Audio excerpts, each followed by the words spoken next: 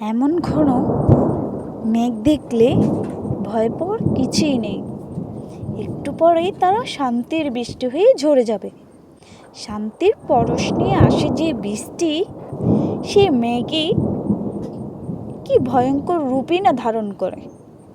দেখুন, মেঘের উপর আরো মেঘ জমেছে, আকাশের মুখ ঢেকে গেছে অন্ধকারে।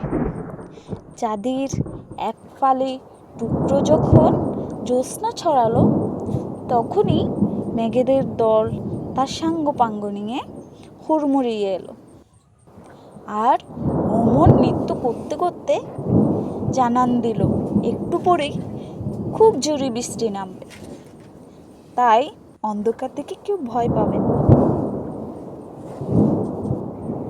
মেঘেদের অনেক রং, কখনো সে দুধের মতো সাদা, কখনো বা ধূসর কালো, আবার কখনো লালচে আবার মিশে থাকে আকাশের গায়ে।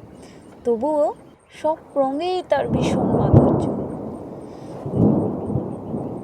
আজ সন্ধেবেলায় গিয়েছিলাম একটু বাইরে, তখনই ফিরতে ফিরতে মেঘেদের দল অনেকটাই পথ সঙ্গী হলো।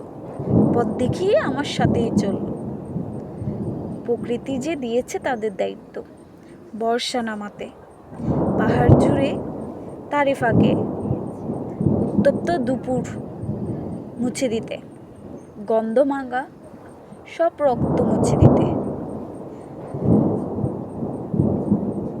যে আকাশটা প্রতিদিন আমাদের সমাজে কার্যকলাপে কলঙ্কিত হয়, সেই আকাশটাই একসময় এমন রুদ্রমূর্তি ধারণ করে।